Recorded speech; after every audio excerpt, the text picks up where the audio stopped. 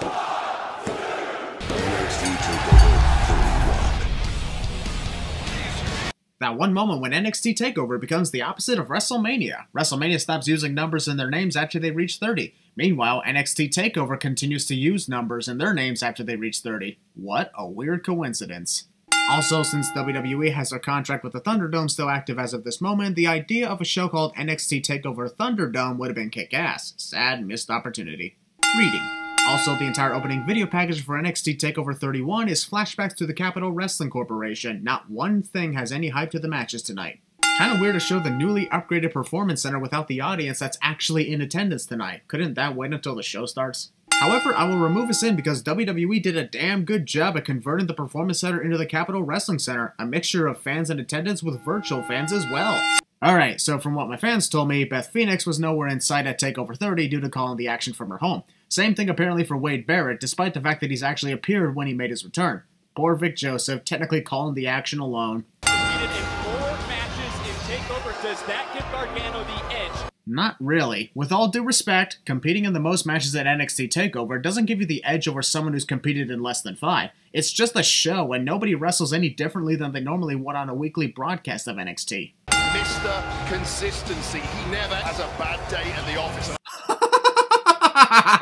Wade Barrett was accurate, until he said Johnny Gargano never has a bad day in the office. If they were to win both titles tonight, they would share the titles. In other words, Johnny Gargano would become the first ever male NXT Women's Champion in history. If he's secretly gender fluid, I'm not going to judge. Chop down Damian Priest, but Priest obvious size. It's hard to tell whether Damian Priest simply missed those kicks or tapped into the powers of the Force to assault Johnny without even touching him, especially that last kick. Who the fuck is that sitting at the announce table? Did Beth Phoenix transform into Sasha Banks when she had purple hair or something? And for that matter, who the hell is the other guy? I only recognize Vic Joseph at the announce table. Consistency of Johnny TakeOver is something to behold. I would reference the 15 losses, but I don't want to piss off the sensitive ones, so I'll just send Wade Barrett for thinking Johnny's consistency is worth beholding and move on. Had the leverage for a moment. Nice counter from Johnny Gargano, and a smart one at that. Hooking Gargano connects with the broken arrow. Makes sense that Damian Priest calls that the broken arrow as he releases his opponent when they're in the air. But the effectiveness in a broken arrow really pales in comparison to a Falcon's arrow, since he basically just makes his opponent do a flip. Right hands, a superstar can take Beth. How many times a superstars can cake take Beth? Yep, you heard that right. The purpose of the plexiglass and fence is to keep the wrestlers safe from the audience in the midst of our pandemic. Meanwhile, on this side of the ring, no fucks are given. Instead of going for the announce table, Damian Priest decides to give Johnny a chokeslam right by the ring apron, knowing full well Johnny's going to use the leap to climb it. Trying to refocus and again gets kicked. How did Johnny Gargano not see that coming? The moment I see my opponent spinning around below me, I'd figure that he's about to do some sort of kick, prompting me to jump. What is on the mind of Damian Priest? Oh, I don't know, maybe to retain his NXT North American Championship? I could be wrong, just a guess. Seconds away from retaining. Gonna start counting. Nah, let me randomly jump into the air first because this canvas looks like a trampoline. Whee! It's caught. Oh, looking for the reckoning and up. Damian Priest may want to consider renaming his Reckoning move because somewhere with Retribution, the former Mia Yim looks up in confusion thinking, did someone just call my name? Measuring the champion. Copyright infringement. Between you and your opponent. Whoa! We interrupt NXT TakeOver 31 to bring you WrestleMania 25, and to this day, that moment with The Undertaker hitting the cameraman still freaks me out. Priest closing that distance. Johnny Gargano was addicted to Damian's Priests. I can't be the only one who thinks that the Gargano escape mixed in with an STF looks much more brutal than Johnny's original way of locking it in, right? He should use it more often. Utilizing the entire body. Johnny has Damian weakened and prone for defeat, securing his second North American title. But once again, let's bring the stairs into the mix, which ultimately cost him everything. Again, this isn't even funny anymore, it's just stupid. It's hard to tell if Velveteen Dream is mocking Kushida for something or if he's legitimately confused on which way to go because of all the smoke in the air. The hell's with the gloves? Is Velveteen Dream about to perform a prostate exam or something? Never mind, I don't want to know. Also, Velveteen Dream is cool with his different appearances at NXT TakeOver, but the gray-haired afro just isn't doing it. Awkward to see a guy less than a year older than me already graying out. TakeOver is brought to you in part by WWE has promoted movies, video games, food, drinks, cars, Hulu, and now credit cards. Here's a platinum skip for you. Pre-match assault. What a kick under the jaw, Kushida. Wait a minute, so Kushida just gave Kushida a kick underneath the jaw? Was he so mad at Velveteen Dream that he decided to kick himself? Come on, guys. Haha, you dropped the chair. Well, changes. First, Velveteen drops the chair, then he tosses it into the ring so Kushida can use it however he pleases. This dude's got like the worst luck ever. Velveteen Dream. He said tonight. Velveteen's lucky that he wasn't competing in the Royal Rumble match when he decided to throw himself out like that. Wow, that was very impressive from Kushida. Only his first TakeOver match, and I'm instantly invested with what this guy can do. Come on, Marty, get up, Marty! Who the fuck is Marty? That's not even Kushida's real name. I looked it up just to be sure. Or does Velveteen have a habit of giving different names for different wrestlers? Meanwhile, on this far side of the tiny arena, the moment Velveteen Dream starts apologizing like crazy is the moment this is the end for him. Oh well. Here's another sin out because of Kushida's continued performance of locking in arm submissions in such creative ways. I really enjoyed this match. Fighting. And Dream connects! And I'm removing yet another sin because Velveteen Dream is one of very few wrestlers who are actually selling their injuries the proper way. If it were anyone else, they connect the elbow drop and then immediately go for the pin, ignoring the injury. Props. For a moment. Oh, Dream connects! Kushida didn't let... Wow, that was a fast and furious way of defeating Velveteen Dream. Kushida took the full force of the Dream Valley Driver and never relinquished his hold, causing the submission. Awesome. And maybe it's... First a pre-match assault, and now a post-match assault. I'm assuming Kushida wanted me to say both those sins and get it over with so we don't have to come back to them later. Oh, look at the bending back of the wrist! Ringing the bell is absolutely fucking pointless because it's not going to make someone relinquish the submission hold in a post-match assault. No matter how much people try to explain to me why they do that, I still don't see the sense. Jeez, what's her problem? Since Santos Escobar is the interim Cruiserweight Champion and not the official champion, that just makes this entire match awkward because both Santos and Isaiah Swerve Scott are technically fighting for a prize that doesn't belong to either one of them. I'm gonna bury you. Oh god, now even the wrestlers are gonna start using the term buried for everything. One pinfall loss equals buried according to the complainers. Something that makes absolutely no sense to this day. No strangers to one another again. These wrestlers are no strangers to one another and have known each other for a very long time, cliche. By this point, everybody has. He's called him a fraud. That is disrespectful. In some ways, Wade Barrett is exciting to hear on commentary, but man, he really knows how to state the obvious, doesn't he? Arm measuring contest. And these two superstars, no stranger to one another. First of all, you already said that like a minute ago, Vic. We get it. These two have known each other for a long time. Big shocker. But also, Isaiah clearly missed Santos completely, who was somehow affected by that moonsault. I think this is actually a mistake. And in that one moment, Santos Escobar was grabbed by an invisible ghost who tossed him into that barricade. I think the Capitol Wrestling Center might be haunted, or John Cena made a brief return.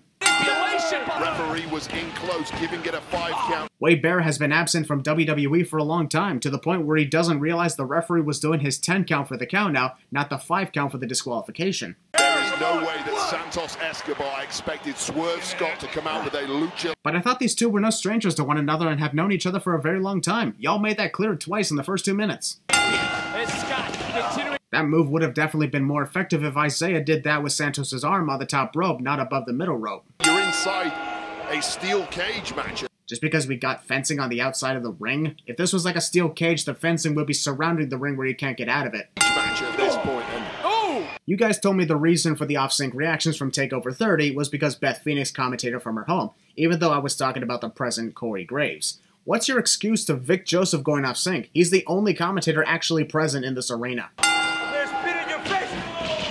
Monologuing is a villain's greatest weakness. And now, Ouch! Isaiah had quite the creativity when it came to executing that DDT upon kicking Santos' legs into the corner. Legado del Fantasma, there is your leader! I'll remove 2 sins because of the perfect timing of the Hurricane Rana executed by Isaiah. But also another 2 sins because for once a group of wrestlers are watching the entire time and actually caught the one who went sailing into them. About fucking time some logic took place. Fight! Look, holding on it. Sorry, but Isaiah threw himself backward into the ring post. Not to mention he missed the ring post completely, so the supposed head injury he suffered isn't believable. I find it weird that Bobby Fish and Roderick Strong are helping Kyle O'Reilly prepare for his NXT Championship match against Finn Balor. Meanwhile, you got Adam Cole in the background with a Dolph Ziggler "it should have been me" look on his face. As I was reaching up so close to winning. Apparently, Candice LeRae is pissed off at Io Shirai for doing what any other wrestler would do in a freaking ladder match. You won the match instead of me! Now it's personal! Also, can't let go of the past, girl, can't let go of the past. I mean, it's not like Io Shirai caused Candice to lose her career in that ladder match.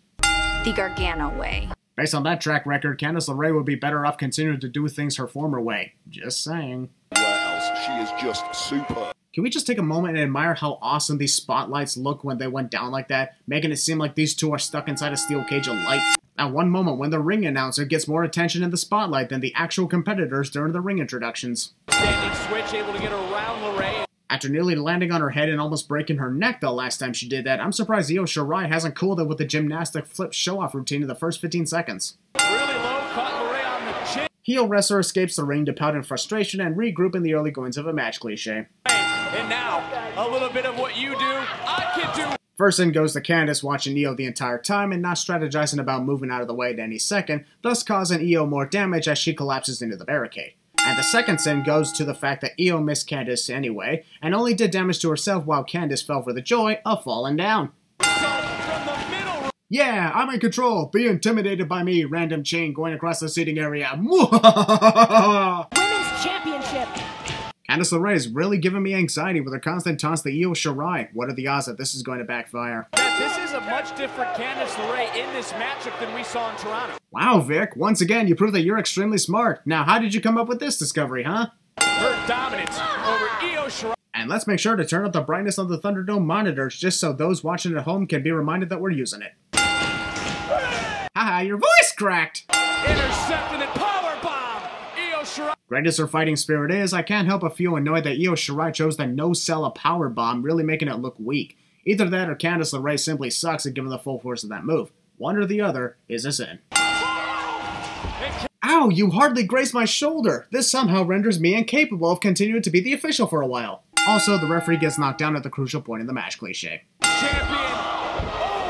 And the referees just don't have a lot of luck when it comes to women's matches at NXT TakeOver. I'm still amazed at that brutal attack by Dakota Kai at TakeOver 30. That's her husband, Johnny. Winner of NXT TakeOver 31 to bring you the horror show at Extreme Rules, and all the other times someone tried to pull this out but ultimately failed. Also, if this was Johnny Gargano's plan after being inspired by Bayley's actions this past July, does he not realize that the result ultimately failed and Asuka was given back the Raw Women's title as a result? Hell, this would only result in Io Shirai getting her title handed back to her. Then Johnny's definitely sleeping on the couch that night. I'm not sure putting a referee's shirt on qualifies you. Wade Barrett would be great at Son of a Sins 2 expansion. It's hers! It's hers! Johnny Gargano believes this is somehow going to work. Again, did you not watch the aftermath of Extreme Rules this year? Shirai kicks out, Johnny. Kylo Ren. Tony time.